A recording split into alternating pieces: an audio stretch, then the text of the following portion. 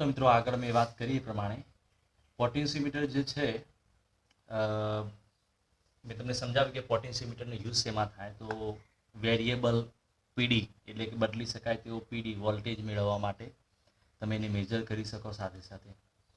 તો જે પોટેન્શિયોમીટર છે એ એકચ્યુઅલી તમે જોયેલું જ હશે વ્યવહારમાં ક્યાંય ના ક્યાં આ ટાઈપનું એક્ઝેક્ટલી લાગતું હોય છે. પોટેન્શિયોમીટર છે એ વોલ્ટેજ બદલે એટલે તમે ટેપ રેકોર્ડર ટીવી એ બધામાં વોલ્યુમનું બટન જોયેલું હશે પહેલા જૂના આવતા, અત્યારે તો બધું ટચ સ્ક્રીન થઈ ગયેલું છે, પણ પહેલાના સમયમાં આ રીતે જે વોલ્યુમના બટન આવતા જેનાથી તમે સ્ટેશન બદલો છો, વોલ્યુમ જે છે ચેન્જ કરો છો, આ ELCBમાં આ ટાઈપનું હોય છે. આ બધા છે પોટેન્શિયોમીટર છે, બરાબર. 10-20 રૂપિયાના બજારમાં મળતા હોય.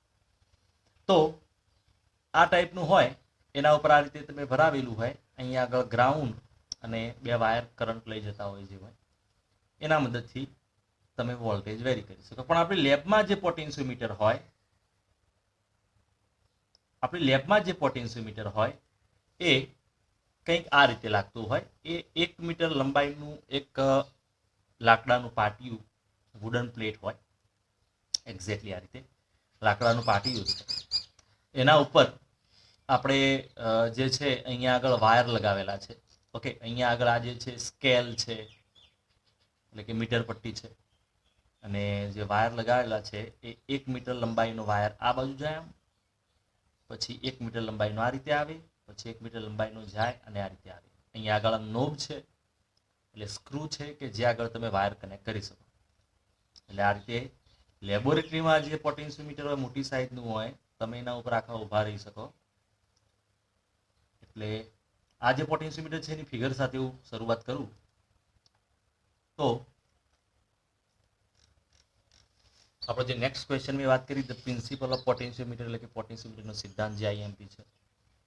લાકડાનું પાટિયું છે, અહીંયા આગળ સ્ક્રૂ હોય, 1 મીટર લંબાઈનો તાર આ રીતે જાય, પછી આ રીતે પાછો લાવવાનો, પછી આ રીતે જાય અને પાછો લાવવાનો. ટોટલ 4 મીટર લેન્થ થાય નહીં. આ રીતે જીગ જેગ પેટર્નમાં કેમ રાખેલો હોય? કારણ કે જો સ્ટ્રેટ તમે રાખો તો 4 મીટર લેન્થ માટે લાકડાનું પાટિયું બહુ મોટું જોઈએ, એટલે આ રીતે જીગ જેગ પેટર્નમાં રાખેલું. અહીંયા આગળના જે નોબ છે ત્યાં એની વચ્ચે તમે કનેક્શન કરી શકો, એટલે કે આ રીતે બેટરી સાથે કનેક્ટ કરો, આ જે છે સ્વિચ તમે મૂકી શકો, આ એક્સટર્નલ રેઝિસ્ટન્સ છે અને આ રીતે, બરાબર. તો આપણે સ્ટ્રેટ હવે પોટેન્શિયોમીટર જોઈએ. હવે પોટેન્શિયોમીટરમાં હું તમને જે સમજાવું છું એમાં આ રીતે જીગ જેગ જે પેટર્ન છે એ રીતે નહીં, આપણે સિમ્પલ એક સર્કિટથી એને સમજીએ. તો જે લાકડાનું પાટિયું છે એના ઉપર જે વાયરનું એરેન્જમેન્ટ કરે છે એટલે સિમ્પલ સર્કિટથી સમજાવું. આ જીગ જેગ ખાલી મારી વાતમાં નહીં હોય, બરાબર છે, એટલે સીધું આપણે સમજી શકીએ. માની લો કે આપણી જોડે એપ્સાયલોન EMF વાળી બેટરી છે, એનું EMF ખબર છે તો ઠીક છે, નહીતર 20 વોલ્ટ નહીં એવું એ બોલો. એનો આંતરિક અવરોધ જે છે ઇન્ટરનલ રેઝિસ્ટન્સ AR છે. આ જે છે તમારી બેટરી છે. ચલો એક વસ્તુ તમે સમજી લીધી, બરાબર. જરૂર નથી કે EMF જ લખો, 20 વોલ્ટ લખો, તમે ટર્મિનલ વોલ્ટેજ V લખો તો R ની જરૂર ના પડે.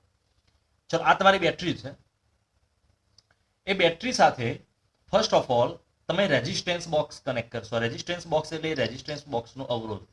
ઓકે, આ રેઝિસ્ટન્સ બોક્સ છે એટલે કે એના અંદરનો અવરોધ હોય, રેઝિસ્ટન્સ બોક્સ. તમે બહારની સર્કિટમાં રેઝિસ્ટન્સ બોક્સ અવરોધ જોડશો. કાલે મેં તમને બતાવ્યું તો રેઝિસ્ટન્સ બોક્સ કેવું લાગે. અને તમે સ્વિચ એક મૂકશો, આ સ્વિચ છે, બરાબર. અહીંયા આગળનો જે છેડો છે અને અહીંયા આગળનો જે છેડો છે, એટલે આ બે છેડા જે છે, ઓકે, એની વચ્ચે અવરોધક તાર એટલે કે રેઝિસ્ટિવ વાયર જે છે કનેક્ટ કરેલો છે. એ હું ઝિગઝેગ ના ડ્રો કરું તો રેઝિસ્ટિવ વાયર આ રીતે લઈ લો. ચલો તો પોઈન્ટ A અને B સાથે રેઝિસ્ટિવ વાયર તમે કનેક્ટ કરેલો છે.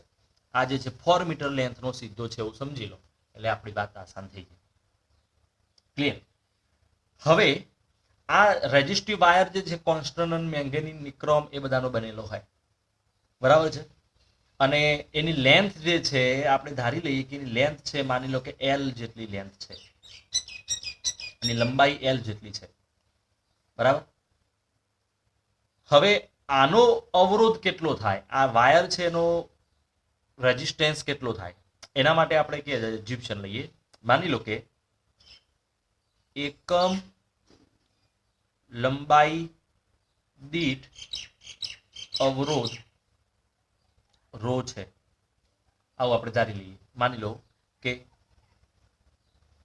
રેઝિસ્ટન્સ પર યુનિટ લેન્થ સે રો, એટલે કે એકમ લંબાઈ દીઠ અવરોધ રો હોય તો રો ઇઝ ઇક્વલ ટુ એકમ લંબાઈ દીઠ અવરોધ. ઓકે, રો મીન્સ રેઝિસ્ટન્સ પર યુનિટ લેન્થ, આવું એનું ઇક્વેશન થાય એમ, બરાબર છે. એ રો છે. તો જો યુનિટ લેન્થ હોય એટલે કે 1 મીટર યુનિટ લેન્થ હોય તો રેઝિસ્ટન્સ કેટલો? રો જેટલો. એકમ લંબાઈ હોય તો અવરોધ રો જેટલો. તો એલ જેટલી લંબાઈ હોય તો અવરોધ કેટલો?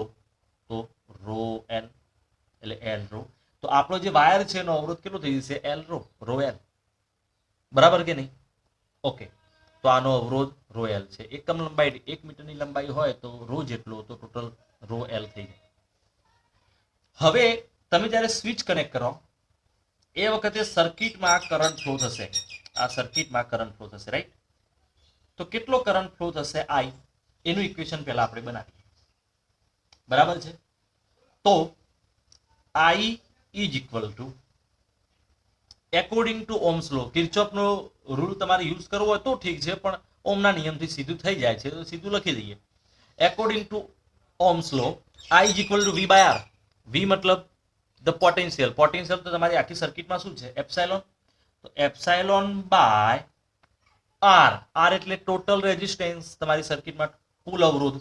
કુલ અવરોધ કેટલો છે? તો પહેલો તો આ જે છે એનો અવરોધ માની લો કે આર છે, બરાબર, તમારા રેઝિસ્ટન્સ બોક્સનો. તો ચલો આર પ્લસ આ વાયરનો કેટલો? તો એલ રો જેટલો, આ જે એલ રો આપણે લખે એટલો. પછી આંતરિક અવરોધ ઇન્ટરનલ રેઝિસ્ટન્સ કેટલો? તો આર જેટલો. જો તમે આની જગ્યાએ ટર્મિનલ વોલ્ટેજ મૂક્યો હોત ને તો આવું ઇક્વેશન થતા. I is equal to V by આનો રેઝિસ્ટન્સ આર પ્લસ આનો resistance L rho. Terminal voltage મૂક્યો હોય તો ઇન્ટરનલ રેઝિસ્ટન્સ ના આવે, તો આવું થઈ જાય. ઓકે, આ પણ યુઝ કરી શકાય. ચલો, તો આ કરંટનું ઇક્વેશન થઈ ગયું. ઓકે,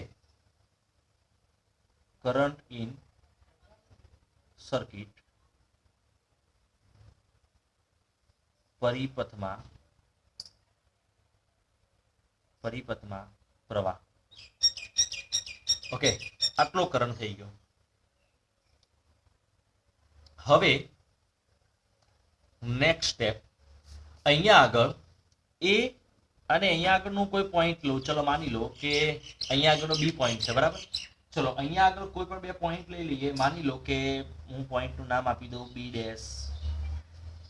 ઓકે, એટલે કે આ એલ લંબાઈ વચ્ચેનો આટલો, આ જે છે એની લંબાઈ સ્મોલ એલ છે, લેન્થ સ્મોલ એલ છે, બી પોઈન્ટ. આ બંને વચ્ચેનો વોલ્ટેજ કેટલો થાય? એ બી વચ્ચેનો વોલ્ટેજ કેટલો થાય? એટલે પીડી between A and B dash, A અને B dash વચ્ચે વિદ્યુત સ્થિતિમાનનો તફાવત, એટલે કે પીડી. આ બંને વચ્ચેનો વોલ્ટેજ કેટલો થાય? તો તમને ખબર છે voltage V is equal two IR equation છે આપણું. V is equal two IR પ્રમાણે આપણે ગણીએ. ઓકે, તો આ બંને વચ્ચેનો વોલ્ટેજ તમારે મેજર કરવો હોય તો VL એનું નામ આપવું, એટલે કે એલ લંબાઈ વચ્ચેનો આટલો voltage VL is equal to I. આટલા ભાગનો અવરોધ મૂકવો પડે.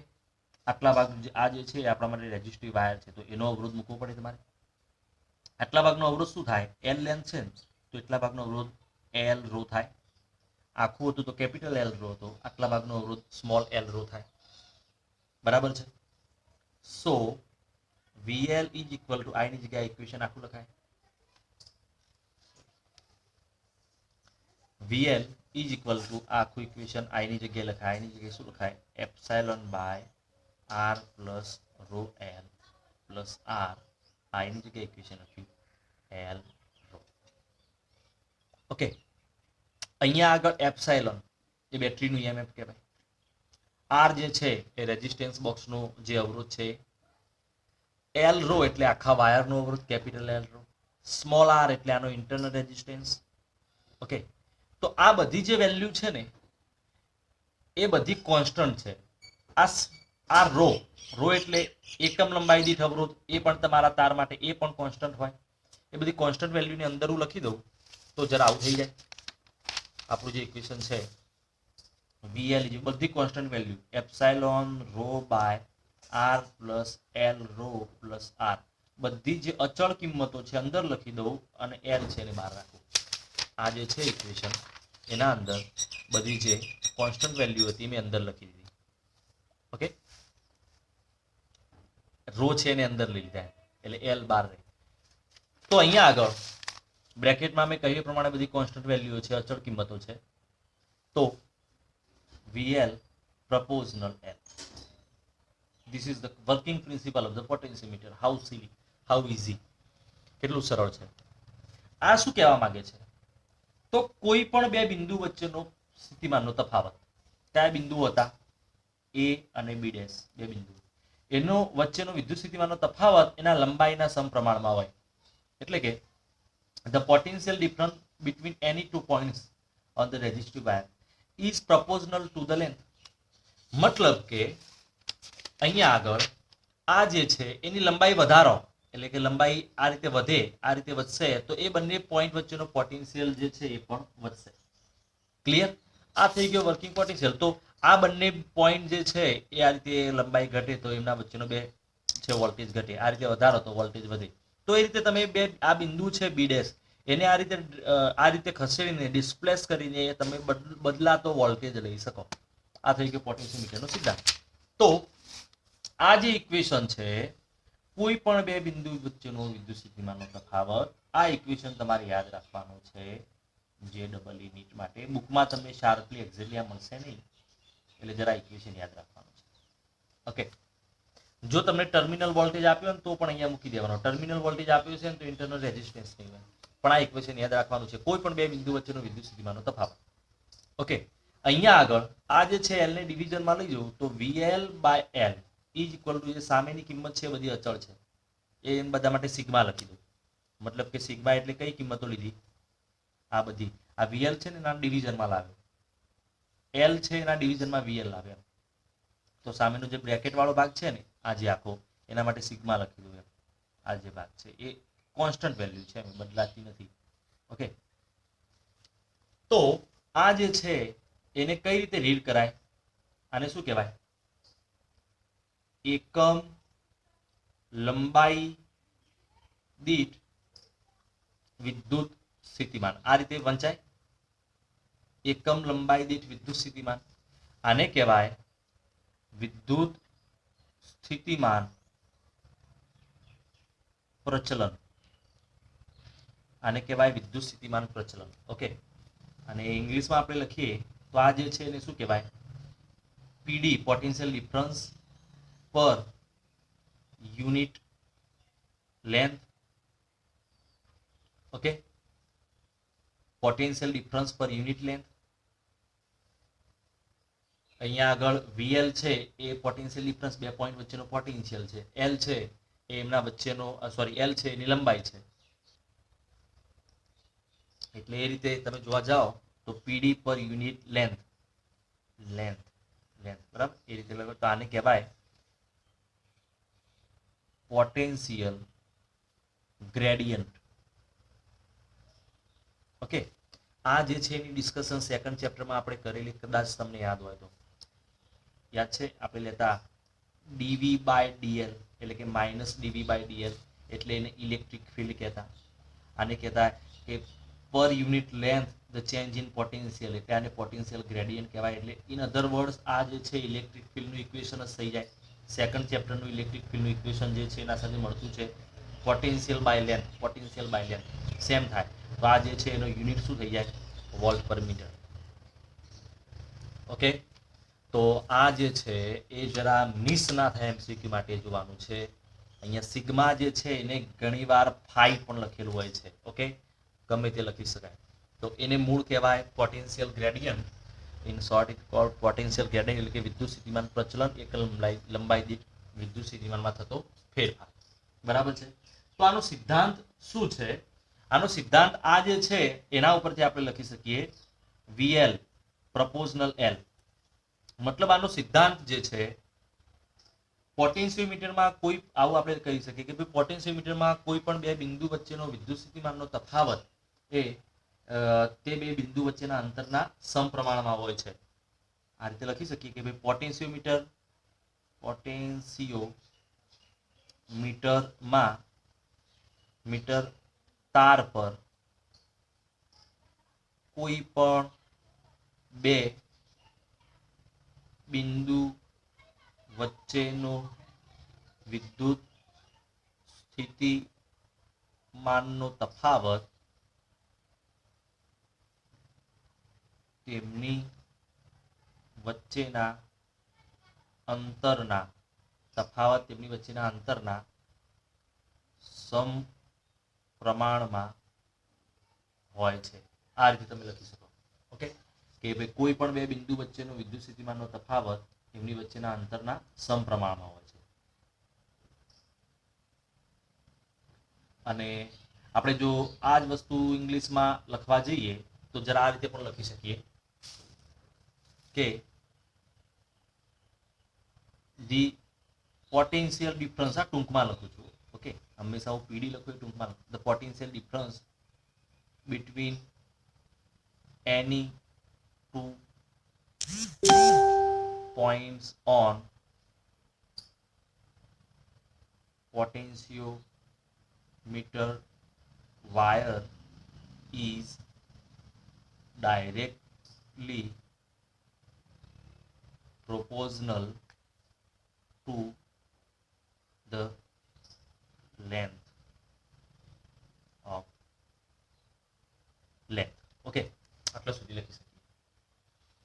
તો આ થઈ ગયો પોટેન્શિયોમીટરનો સિદ્ધાંત. બરાબર, તો તમે એમાં બદલાતો પીડી મેળવી શકો. આ જે છે એને હું પેલા સિમ્યુલેશનથી તમને સમજાવું એટલે તમને ખ્યાલ આવે. તો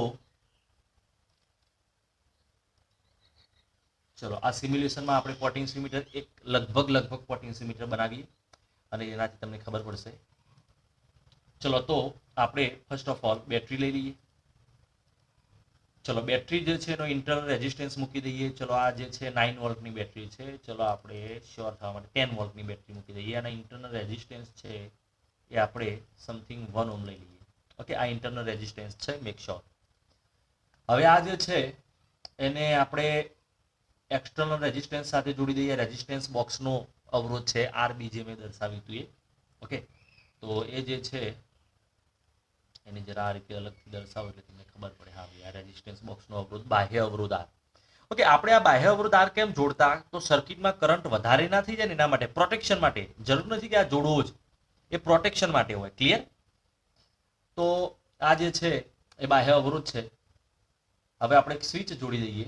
ચલો, કે આ સ્વિચ છે અને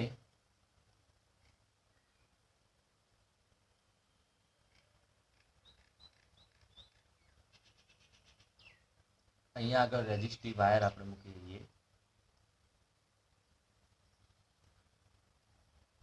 ચલો, આ જે છે આપણો રેઝિસ્ટિવ વાયર. ક્લિયર? તો આ આપણું પોટેન્શિયોમીટર થઈ ગયું. તો જ્યારે આપણે સ્વિચ ક્લોઝ કરીએ એ વખતે એની અંદરથી કરંટ ફ્લો થાય. કરંટ જે છે કન્વેન્શનલ ડિરેક્શન લઈએ, પ્લસમાંથી નીકળીને આ રીતે જાય. જરા કરંટને સમજવા માટે વ્યવસ્થિત આપણે વોલ્ટેજ છે એની વેલ્યુ વધારી દઈએ. ચલો, વોલ્ટેજ છે હું 40 વોલ્ટ સમથિંગ કરી દઉં. ચલો, તો વોલ્ટેજ આપણે 40 વોલ્ટ કરી દીધી. બેટરીનો વોલ્ટેજ એટલે કરંટ જે છે આ ડિરેક્શનમાં સર્કિટમાં ફરે છે. આ નીચે જે છે એ રેઝિસ્ટિવ વાયર છે. ક્લિયર? જે આપણે મેંગેનીનો વાત, એનો ટોટલ અવરોધ કેટલો થાય? તો રો એલ એટલો અવરોધ થાય, આપણે વાત કરી એ પ્રમાણે. હવે અહીંયાનો જે પોઈન્ટ છે એ પોઈન્ટને આપણે એ કહીશું. બરાબર? અને અહીંયા આગળ કોઈ પણ બે પોઈન્ટ લઈ એમના વચ્ચેનો વોલ્ટેજ મેજર કરવા માટે હું અહીંયા આગળ વોલ્ટમીટર લઈ લઉં. બરાબર છે? ચલો, તો અહીંયા આગળ આ જે છેડો છે ને એ સાથે આપણે ટચ કરાવી દઈએ. અને અહીંયા આગળ હું મૂકું તો કેટલો વોલ્ટેજ બતાવે છે જરા ધ્યાનથી તમે જોઈ લો. ચલો, કેટલો વોલ્ટેજ બતાવે છે? તો આ બે પોઈન્ટ વચ્ચે વોલ્ટેજ બતાવે છે 6.56. બરાબર? તો આ લેન્થ જે છે સ્મોલ એલ લેન્થ. બરાબર ને? ચલો, આગળ હું લઈ જવું તો વોલ્ટેજ વધી જશે. ચલો વોલ્ટેજ કેટલો થઈ ગયો 13.11. આગળ હું લઈ જવું તો હજી વોલ્ટેજ વધી જશે. કેટલો થયો 19.67. બરાબર છે. આમ આ જે છેડો છે એ લેન્થ કેટલી છે એના ઉપર વોલ્ટેજ તમારો ડિપેન્ડેડ હશે. આની લંબાઈ વધારો એ પ્રમાણે અહીંયા આગળનો વોલ્ટેજ વધશે. સો વીએલ પ્રપોઝનલ એલ જે આપણે સમજાવ્યું તે પ્રમાણે. ક્લિયર? તો આ રીતે આ વસ્તુને સમજી શકાય. મિત્રો તમને ખ્યાલ આવી ગયો? તો વીએલ પ્રપોઝનલ એલ અને મેક્સિમમ લેન્થ થઈ ગઈ તો વોલ્ટેજ વધી ગયો. તે પ્રમાણે આમ લેન્થ ઘટાડતા જાઓ તો વોલ્ટેજ ઘટી જાય. અહીંયા આગળ અમુક જગ્યાએ અવરોધ મૂક્યા છે, બાકી આમ કોન્સ્ટન્ટલી બદલાય. જો હકીકતમાં તો અચળ બદલાતો હોય. ચલો તો આ રીતે આને સમજી શકાય.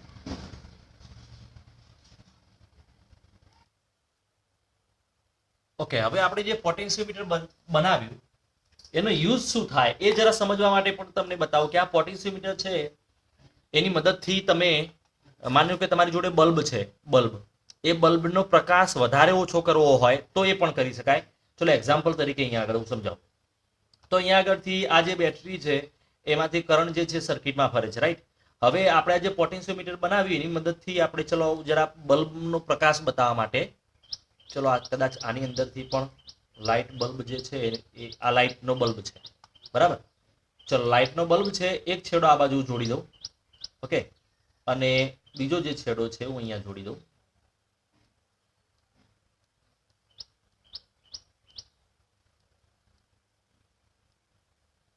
ચલો આ તમારો લાઇટનો બલ્બ છે અને લાઇટનો જે બલ્બ છે એને આપણે ચાલુ કરવો છે. તો આ રીતે હું વાયરનું કનેક્શન કરું છું અને વાયર જો હું અહીંયા આગળ લગાવીશ તો મને વોલ્ટેજ કેવો મળશે? હાલ વધારે કે ઓછો જરા જોઈએ. ચલો કેટલો કરંટ નીચેનામાંથી પાસ થયો તો બલ્બમાં છે એ કેટલો આટલો અજવાળું આવે છે જરા જોઈ લો.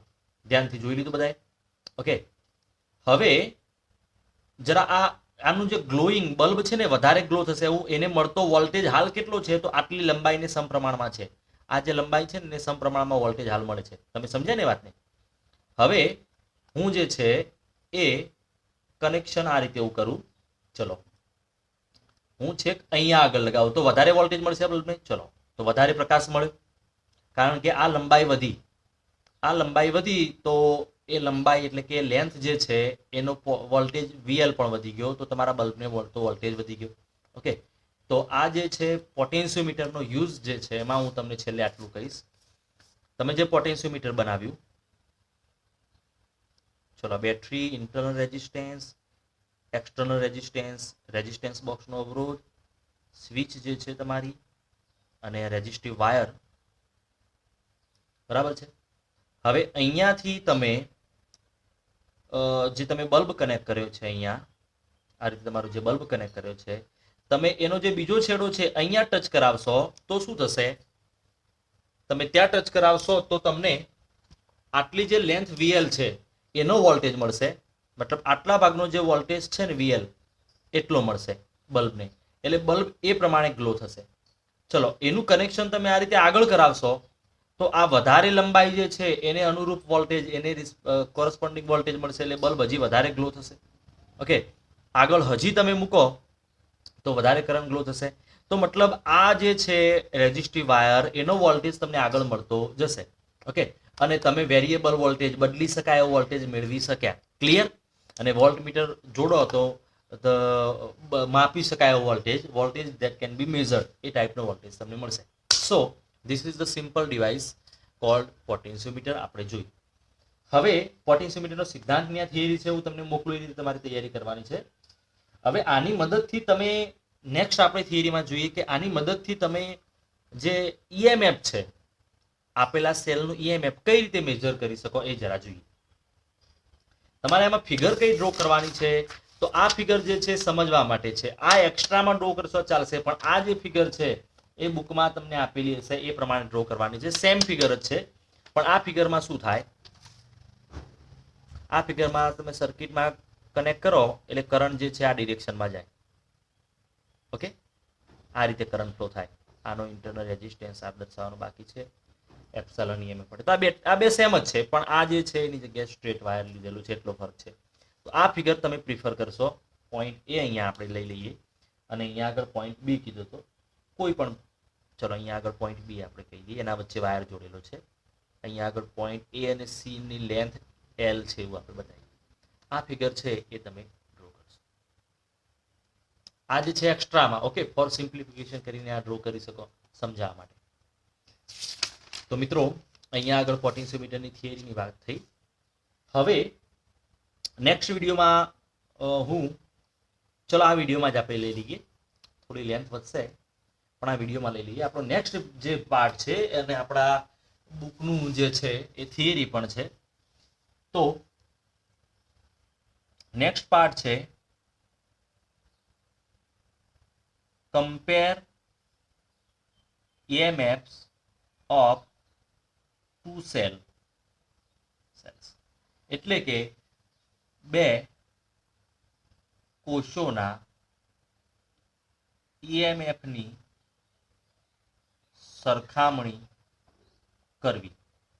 ચલો તો IMP થિયરી છે, આ છેલ્લે તમે બોર્ડ વખતે તૈયાર કરશો તો ચાલશે.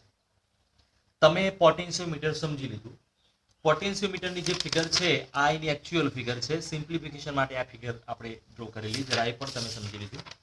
તો હવે હું એ સિમ્પલ જે ફિગર છે એનાથી જ વાત આગળ કરીશ, પછી પેલી ફિગર હું ડ્રો કરીશ.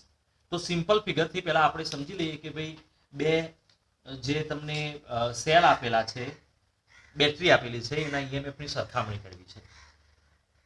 તો સૌથી પહેલા હું જે સિમ્પલ ફિગર ડ્રો કરી તે પ્રમાણે આપણું પોટેન્શિયોમીટર લઈ લઉં. ચલો આ પોટેન્શિયોમીટર છે, હિયર ઇઝ અવર બેટરી. ચલો આ બેટરી વાળો ભાગ છે.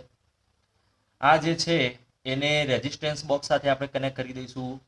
ઓકે, રેઝિસ્ટન્સ બોક્સનો અવરોધ R છે. હંમેશાની જરૂર નથી, મરજી તમારી, કરંટ વધારે હોય તો જોડવાનો હોય, મેં તમને સમજાવ્યું. તમે અહીંયા સ્વિચ જોડી દેશો, સ્વિચને આ રીતે પણ દર્શાવી શકાય. Okay, this is called switch કે. ઓકે, અને આના પહેલા મેં જે બતાવ્યું એ રીતે પણ દર્શાવી શકાય. It is up to you, આ રીતે પણ તમે લઈ શકો સ્વિચ. ચલો આ રીતે સ્વિચ છે અને અહીંયા આગળ બે પોઈન્ટ વચ્ચે આપણો રેઝિસ્ટિવ વાયર છે, અરે અવરોધકતા, બરાબર. એની લેન્થ કેટલી? તો L જેટલી, કેપિટલ L જેટલીની લંબાઈ છે, બરાબર. આની આપણે વાત કરી હતી, એ બધું એઝ યુઝ્યુઅલ છે. ચલો હવે તમારે કોઈ બેટરીનું EMF મેજર કરવું છે, EMF માપવું છે. EMF માપવામાં પ્રોબ્લેમ શું હતો? તો આગળ મેં વાત કરી હતી કે કોઈ બેટરીનું તમે EMF મેજર કરવા જાઓ, EMF માપવા જાઓ તો પ્રોબ્લેમ શું થાય? તમે વોલ્ટમીટર સાથે કનેક્ટ કરવા જાઓ તો એમાં કરંટ પાસ થાય, અને કરંટ પાસ થાય તો આ ભાગ 0 થશે નહીં, તો તમારું V = એપ્સાઇલોન થશે નહીં. તમે EMF મેજર કરી શકશો નહીં. પણ મેજર કરવું હોય તો કરંટ 0 કરવાનો, આવી આપણી વાત થઈ ગઈ હતી. Okay, make I 0. Okay, V = epsilon થઈ જશે. તો આની અંદર કરંટ 0 કરવાની આપણે વાત કરી હતી. કરંટ 0 કરવા માટે આપણે શું કરીશું? તો એના માટે આપણે ખાસ અહીંયા પોટેન્શિયોમીટર બનાવેલું છે. આપણી જોડે ફર્સ્ટ ઓફ ઓલ અહીંયા આગળ એક બેટરી આપેલી છે. આ બેટરીનું EMF જે છે એપ્સાઇલોન 1 છે, એ મેજર કરવું છે. સીધું વોલ્ટમીટર કનેક્ટ કરીને મેજર ના કરી શકાય, એટલે અહીંયા આગળ લેક્લાન્સે સેલ કે ડેનિયલ સેલ, લેક્લાન્સે કોષ કે ડેનિયલ કોષ એવો કોષ તમને આપેલો છે, હું તમને બતાવું. તો આનો જે પ્લસ છેડો છે, હવે જુઓ આ જે છે ને એ બેટરી, તમારી જે સપ્લાયની બેટરી છે એનો આ પ્લસ છેડો છે. તો કરંટ જે પાસ થાય આ રીતે, એ જે છે એ અહીંયા પ્લસ છેડો બનાવશે, કારણ કે આ પ્લસ સાથે સંકળાયેલો છે ને, તો આ તમારો પ્લસ છેડો થશે, આ માઇનસ છેડો થશે. બેટરીના પ્લસ સાથે આ બાજુ પ્લસ છેડો, આ બાજુ માઇનસ છેડો, એ રીતે છે. તો તમારા જે બેટરી છે એનો પ્લસ છેડો તમે આ સાથે કનેક્ટ કરશો, બરાબર. અને આ જે નેગેટિવ છેડો છે, માઇનસ છેડો, એને તમે ગેલ્વેનોમીટર સાથે કનેક્ટ કરશો. ગેલ્વેનોમીટર શું બતાવે? The presence of the current and the direction, પ્રવાહ વહે છે કે નહીં એ બતાવે. ગેલ્વેનોમીટરનો બીજો જે છેડો છે એ તમે જોકી સાથે કનેક્ટ કરશો. ઓકે, અને આ જે જોકી છે એને આ વાયર ઉપર આમ સરકાવશો, આ રીતે. આમ મેં મીટર બ્રિજમાં વાત કરી હતી એ પ્રમાણે વાયર ઉપર આમ સરકાવશો, બરાબર. તો જ્યારે આ રીતે કનેક્શન કરી દો અને જોકીને તમે ધારો કે અહીંયા આગળ કનેક્ટ કરી, ચલો જોકીને તમે અહીંયા આગળ કનેક્ટ કરી, અહીંયાથી તમે રીડિંગ લેવાની શરૂઆત કરી. તો આ રીતે રીડિંગ લેશો, જોકીને અહીંયા કનેક્ટ કરશો તો ગેલ્વેનોમીટર છે ને કેટલો કરંટ બતાવશે, અંદર કેટલો કરંટ ફ્લો થાય છે. એનો મિનિંગ શું થયો? તો એનો મિનિંગ સમજવા માટે હું અહીંયા આગળ પેલું સિમ્યુલેશન છે એ તમને બતાવું. ચલો આની અંદર આપણું પોટેન્શિયોમીટર છે, બરાબર.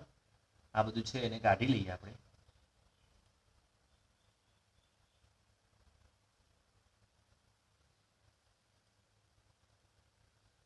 ચલો તો આપણે માની લો કે અહીંયા આગળ કોઈ બેટરી લીધી, આ બેટરીનું ઈએમએફ મેજર કરવું છે. આ બેટરીનું કેટલું ઈએમએફ છે? 9 વોલ્ટ. ઓકે, જરા એનું ઘટાડીને 1.5 વોલ્ટ છે હું કરી દઉં, બરાબર. ચલો તો આ જે બેટરી છે એનું ઈએમએફ મેજર કરવું છે. તો આપણે એના માટે શું કરીશું? મેં સમજાવ્યું એ પ્રમાણે આપણે એક વાયર લઈશું, ઓકે, અને આ રીતે બેટરી કનેક્ટ કરી દઈશું. બેટરીનો જે બીજો છેડો છે આપણે ગેલ્વેનોમીટર સાથે જોડીશું. ગેલ્વેનોમીટર આપણી જોડે છે ને, એટલે એમીટર એટલે કે આ ગેલ્વેનોમીટરનું જ કામ કરશે. આપણા પાસે ગેલ્વેનોમીટર છે એવું માની લો, બરાબર. અને આ જે છે ને જોકી સાથે જોડીશું. આ જોકી છે એવું વિચારી લેજો તમે, બરાબર. આ જોકી છે, આના ઉપર સરકાવીશું, બરાબર. તમારે શું કરવાનું છે? ધારો કે તમે અહીંયા સાથે ટચ કરશો તો એક્ઝેક્ટલી શું થશે જરા જોઈ લો. એક્ઝેક્ટલી આ રીતની કન્ડિશન થશે. બેટરીમાંથી જે કરંટ આવે છે, આપણે બેટરીનો વોલ્ટેજ કેટલો છે? 40 વોલ્ટ છે. બેટરીમાંથી જે કરંટ આવે છે એ કરંટ અહીંયા આગળ બે ભાગમાં, આ પોઈન્ટ આપણો એ પોઈન્ટ હતો, અહીંયાથી બે ભાગમાં વહેંચાઈ જશે.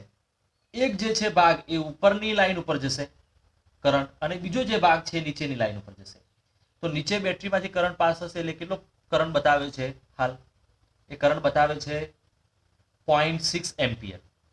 હવે આ જે છે એ જોકીને તમારે આગળ સરકાવવાની છે, એટલે આગળ લગાવવાની છે. ચલો જોકીને હું આગળ લગાવું, ચલો આ બાજુ લગાવું. તો હવે કરંટ છે ને જરા જોજો આ રીતે થાય છે, ઓકે.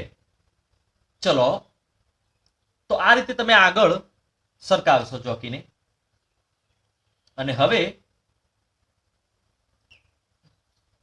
ચલો મિત્રો, તો અહીંયા થોડું કરેક્શન કર્યું આપણે. તો એ રીતે તમારે જોકીને સરકાવવાની છે, બરાબર. જોકીને સરકાવવા માટે અહીંયા હું એક્ઝેક્ટલી બતાવી ના શકું, તો તમારે એ રીતે સમજવાનું છે કે આ જે જોકી છે એને અહીંયા વાયરથી ચાલુ કરીને આ રીતે આમ સરકાઈ જવાની છે, સરકાઈ જવાની છે. અને ગેલ્વેનોમીટરનું રીડિંગ 0 થઈ જાય ત્યાં સુધી સરકાવવાની છે.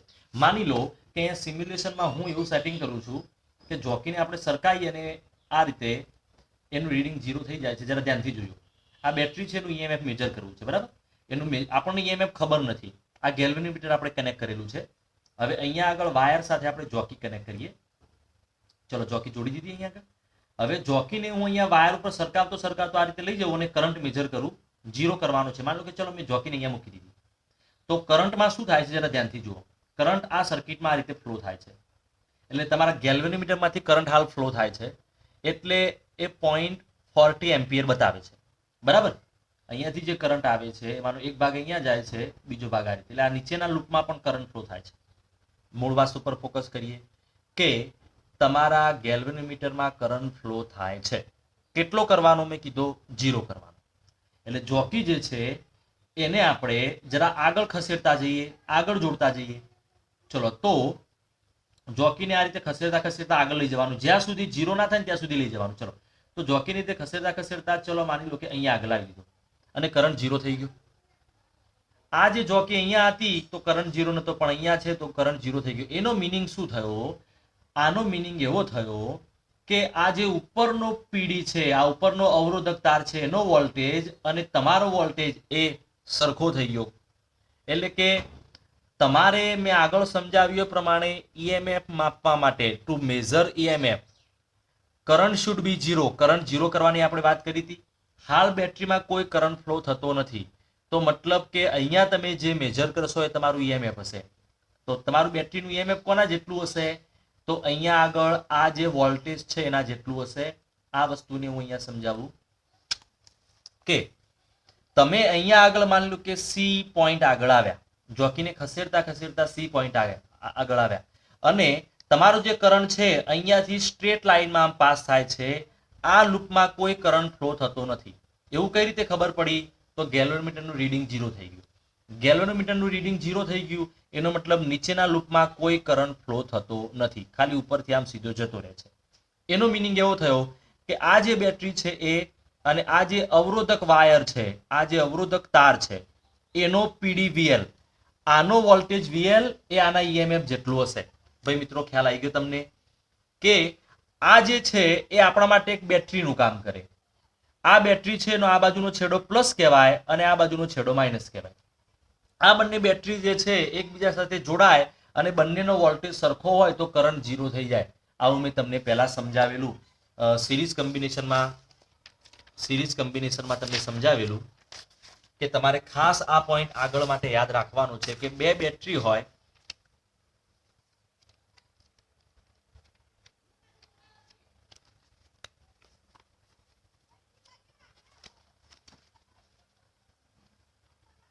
તો મિત્રો અહીંયા ખાસ ઇમ્પોર્ટન્ટ છે. ઘણી વખત વિદ્યાર્થીઓ ફરિયાદ કરતા હોય છે કે ભાઈ અમને એ વસ્તુમાં ખબર ના પડી, તો આપણે એને સ્કીપ કરીશું નહીં. ચલો અહીંયા આગળ મળતું નથી પણ અહીંયા આગળ હું તમને બતાવી દઉં.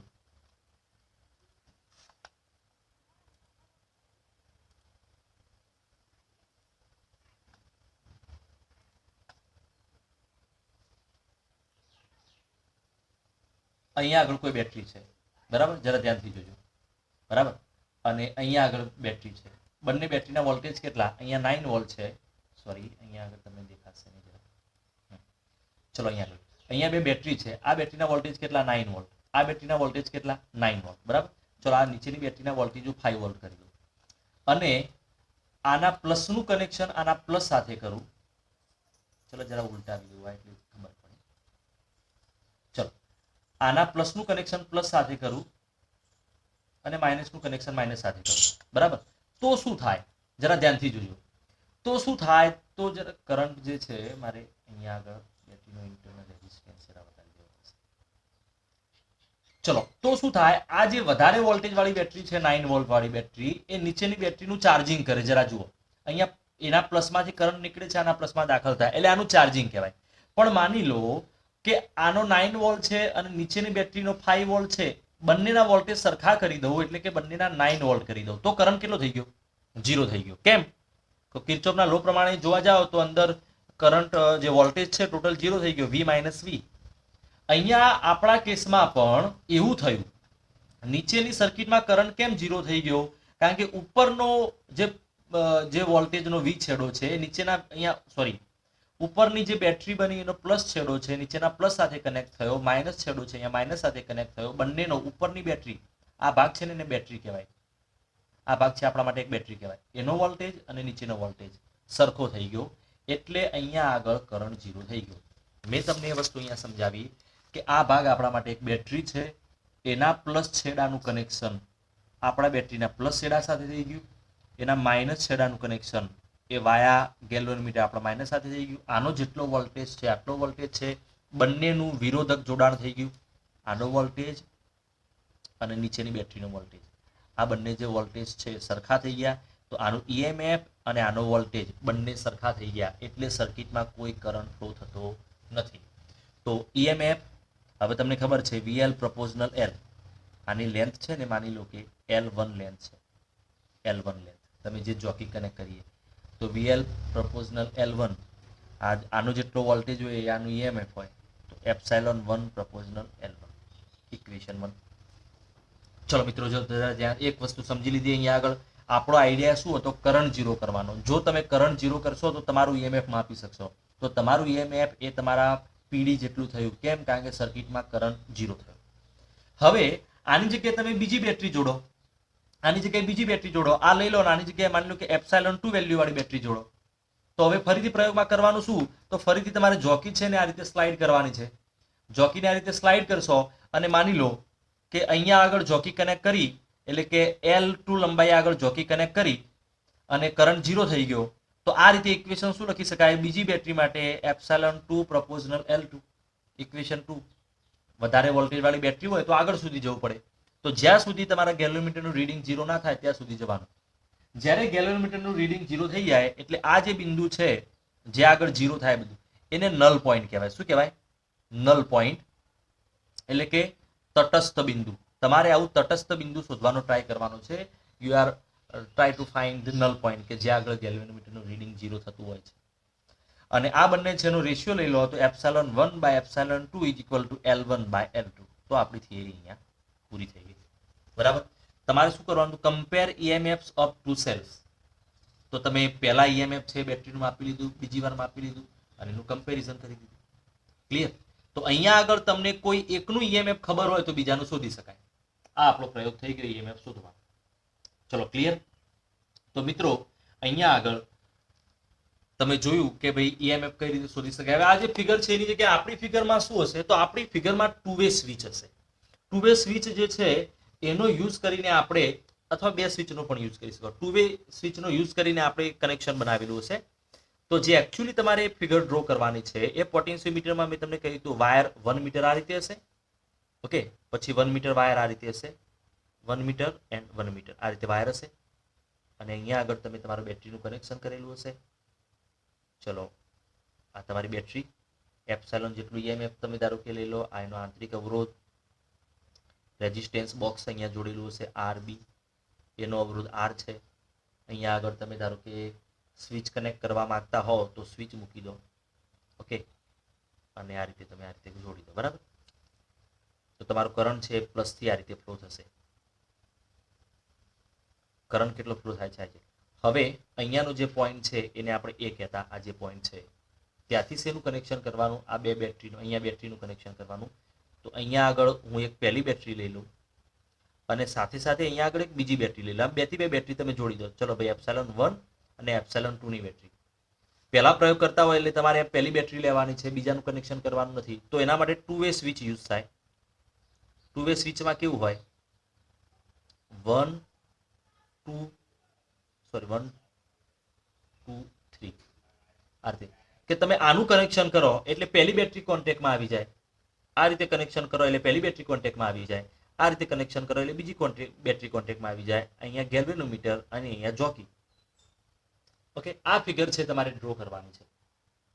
બરાબર છે મિત્રો? તો ગેલ્વેનોમીટરથી વાયા અહીંયા જોકી છે અને જોકીને અહીંયા વાયર ઉપર આમ સ્લાઇડ કરાવવાની છે. આ રીતે પાછું લાવવાનું છે, એ રીતે. બરાબર? તો અહીંયા આગળ આપણે કમ્પેરિઝન ઓફ ટુ EMFs જોઈ લીધું, EMFs ઓફ ટુ બેટરી જોઈ લીધું. ત્યાં તમને લેક્લાન્સી સેલ અને ડેનિયલ સેલ આપેલા હશે. આના માટેનો વિડીયો જે છે એ હું આગળના આના પછીનું જે છે એમાં અપલોડ કરીને મૂકું. પ્રેક્ટિકલ તમને સેન્ડ કરવી રીતે જરા જોવાનું છે. પછી બીજું એક જે ખાસ IMP જોવાનું છે, જેમ કે હમણાં એક 12માના વિદ્યાર્થીએ મને અત્યારે જે ડબલ નીટની તૈયારી કરતા હોય તો હમણાં મૂક્યું પ્રશ્ન કે સર આમાં શું કરવાનું? મેં એમને ભણાવતી વખતે કીધું હતું કે ભાઈ તમારે આ રીતનું ઇક્વેશન એક્સ્ટ્રામાં યાદ રાખવાનું છે.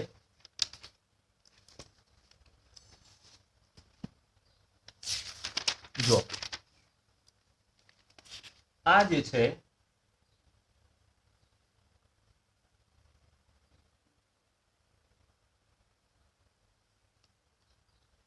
અહીંયા આગળ જે છે આપણે જે બેટરી પહેલા એક બેટરી કનેક્ટ કરી એને કાઢી લેવાની, પછી બીજી બેટરી કનેક્ટ કરવાની, આવી આપણે વાત કરી હતી. આની જગ્યાએ બંને બેટરીને સાથે જોડવી હોય અને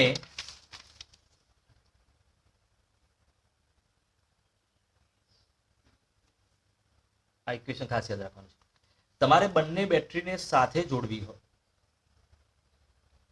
બંને બેટરીને સાથે જોડવી હોય એટલે કે તમે જે પેલું કનેક્શન કરતા એમાં એક બેટરી આ રીતે પેલા સહાયક સ્થિતિમાં એટલે સપોર્ટિવ કન્ડિશનમાં જોડી. ઓકે, અને પેલી જોકી છે એને સ્લાઇડ કરાવતા આપણે, રાઈટ? આ રેઝિસ્ટિવ વાયર ઉપર સ્લાઇડ કરાવતા. એમાં પહેલી લેન્થ છે એ માની લો કે L1 મળે છે અને પછી બેટરી જે છે એને વિરોધક એટલે કે ઓપોઝિટ કન્ડિશનમાં રીતે જોડો, માઇનસનું માઇનસ સાથે કનેક્શન એ રીતે. અને પછી જે લેન્થ મળે છે એને L2 તમે લો, બે વાર એક્સપેરિમેન્ટ કરવાના. તો એ રીતે જે મળે એમાં ઇક્વેશન લેવું હોય તો epsilon 1 by epsilon 2 is equal to L1 plus L2 by L1 minus L2. આ રીતે કે બે બેટરી તમે સાથે જ જોડો. પહેલા સપોર્ટિવ એટલે કે સહાયક કન્ડિશનમાં જોડો, એ વખતની લંબાઈ L1 મળે છે. વિરોધક કન્ડિશનમાં જોડો, એ વખતની લંબાઈ L2 મળે છે. અને એના ઉપરથી જો તમારે કમ્પેરિઝન કરવી હોય તો એનું ઇક્વેશન છે આ. બરાબર? આ જરા યાદ રાખવાનું છે. અને આના પછીનો વિડીયો હું તમને મોકલું છું શેના માટે? આના એક્સપેરિમેન્ટનો. બરાબર છે?